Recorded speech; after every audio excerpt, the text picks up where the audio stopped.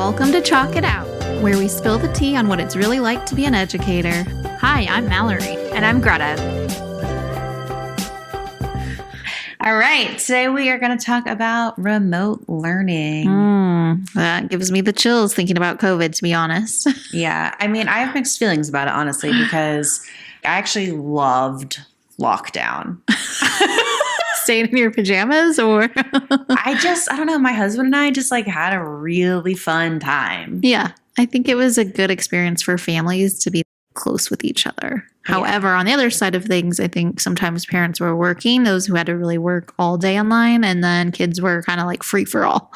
Yeah. So I think for us, it was different because at first we shut down in March and then we didn't go back that year. We were supposed to do online spring break lessons. Or whatever. We had to provide lessons on Google Classroom, but we didn't have to teach live all day. Yeah, it was a couple hours maybe? We were expected to do a connection circle live. Yeah. And that was it. That was it, huh? And I feel like I was on for a couple hours. I think it was just a nice school. It was awesome. So I did all my lessons for the week, and then I just had to log in an hour a day. My husband's in the service industry, and so they were shut down. So he went in a few hours in the evening to help with to-go orders. Okay, yeah. But we just were hanging messing out. around. Yeah. It was so fun. Oh my goodness. Yeah. Yeah. So I'm walking through that spring break. I just will never forget because our principal came in and is like, well, your spring break may be a couple weeks, right? Instead of a week. And so we're not really sure what's going to happen. And I was like, okay, I was just figuring, 2 weeks off. Okay, fine. Everything will be over. That was not the case. Yeah. But I think it was hard because, funny story of the day, just being online with certain, groups, I think was very entertaining for one. But unfortunately, there are some families that were squeezed into a studio apartment, 8 people. So all you see on the video, I'll never forget, a sibling of a student was thought she didn't think she was on camera. So she would bend down, army crawl. And stand up, but we could see the entire motion happening. So, yeah, we definitely saw some wild stuff. So when we did transition to full online teaching, it was a whole other thing, and that was so hard because you had to get to know your new class online. Yes, and please turn your cameras on. It'd be great if everyone had their cameras on. We're a community. Explaining the directions 500 freaking times. Yeah, and then the kids that would pretend their internet went out, so they would freeze, and you'd be it's not really frozen. Or it's you're on mute. You are on mute. On mute.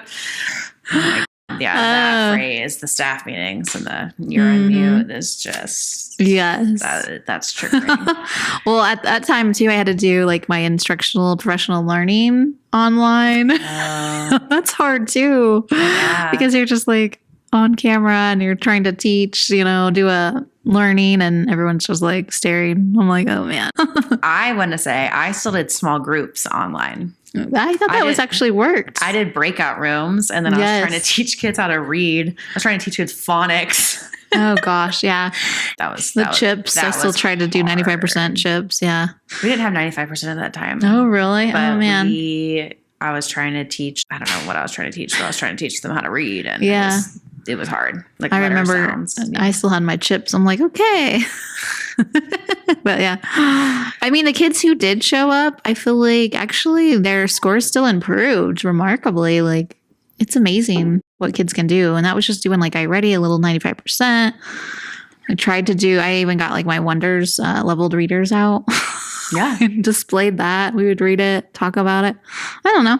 I mean, it was doable. Yeah.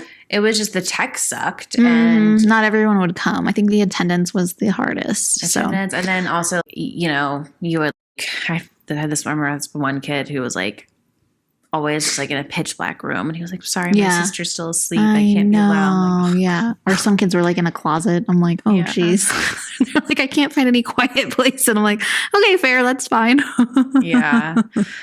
Oh my Poor gosh. kids. They But yeah, tried so hard. that grade. So I had taught third grade that very first year. And so I have 2 of the students at my school right now. But I'm like, just thinking about, I never got to say goodbye to them or anything. Yeah. It was heartbreaking, to be That was honest. sad. That was like one of my favorite classes. Me too. When I was so Such sad. a great class. And then it was like, okay, never got to say goodbye. And then that year that we started out online teaching, that year was so crazy too, because it was all online and then it was hybrid. And then you had cohort A and cohort B and cohort A and cohort B. And then we went social back online, distancing. I think, and then we came all back. And it was like, what is happening? 6 feet apart. I was like, this is just. It was wild. Yeah. So, it was wild. Mm-hmm. But on the other end of things, I think because of that, so like getting masters and things when there's classes online, I'm loving that. Yeah. So I don't have to travel late at night. So all my classes are from 6 to 9, but I'm like, oh, this is so much better, especially when you have a family and just you've worked all day. It's nice just to get online. So I feel like there's a lot more options nowadays because of that. Yeah, my classes are all asynchronous too, which I love. If I had to be online at a certain amount of time, it would be annoying. Yeah, I like it though. Like our professors make it very entertaining. They have like guest speakers, so it's every other week that we're online, and then But I'm kind of into it. I guess. Do you have like a lot of articles and stuff you have to read in the meanwhile, or no? Yeah, there's usually something we have to read, some discussions, and then they have guest speakers, and I don't know. I like the flow of it. So okay, it's been really nice. That's cool. Mm-hmm. I think I'm just a lone wolf. Yeah. Well, it's funny because some of the younger, students, younger, you can tell like they don't like talking as much online. It's very uncomfortable. I'm like, I'm a pro at this. Yeah. Get me After on my COVID. talking days. But it is funny because they're like, it's kind of like awkward at first. And then I'm like, well, hey, what do you think about this? Well, and also if you're a teacher or going to school to be an administrator, you need to be okay talking in front of people. Agreed. Yeah, you have to rip that Band-Aid off. You can tell because there's like 4 of us that are have been instructional coaches, and they're like the ones that talk all the time. And then everyone else you can tell is like, oh, I don't know. Yeah. So it'll come. Yeah. It'll come. Mm-hmm. Yeah. But the impacts though of that time, I always wonder about because I see such a gap in 3rd grade, some 4th grade. Mm-hmm. Like some of our current 5th graders now, I think there's a lot of phonics gaps still. Yes, I could see that. There's just so many different gaps in learning. It's kind of scary, but I think they're getting caught up. So that's good. Yeah. And I think the emotional impacts is probably the highest, more intense than the academic. Yeah.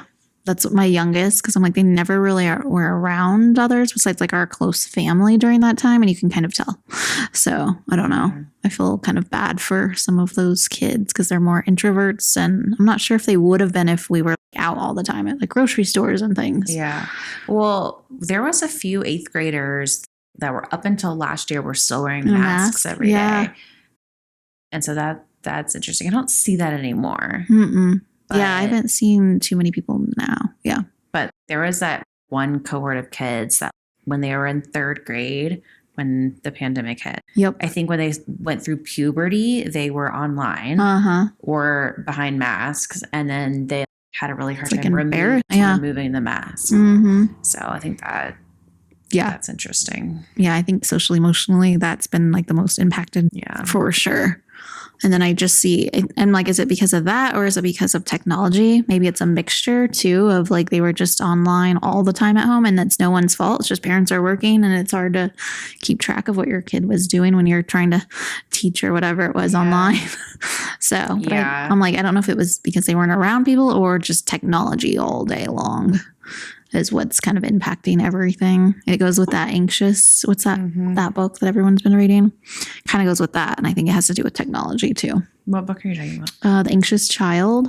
Oh, I don't know that book. Yes. It's on my list to read, but I've heard it's like phenomenal to really understand why young children are just very anxious about the world.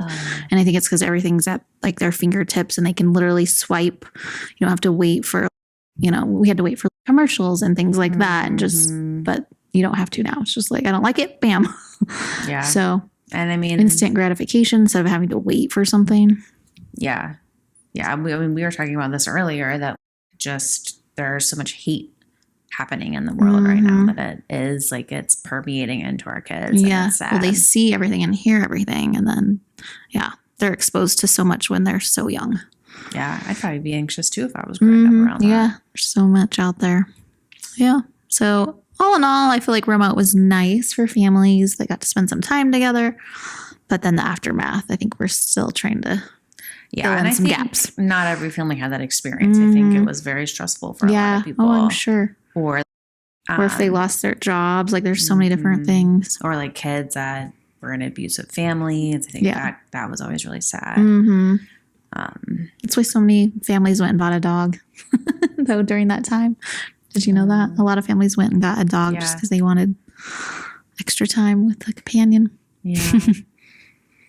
Yeah, as long as they kept the dog. And I know. After they had to go back to work. I hope not.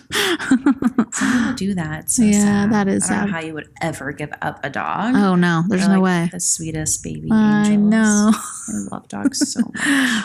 Oh, hopefully someone adopted it. If so, that liked them. We're spiraling, not talking about imaginary dogs. All right. On that note, anything else? Okay, no, I'm happy we all survived remote learning. And what an experience. Yeah. Never go back. I hope not. Yeah. All right. Okay. Thanks. Bye.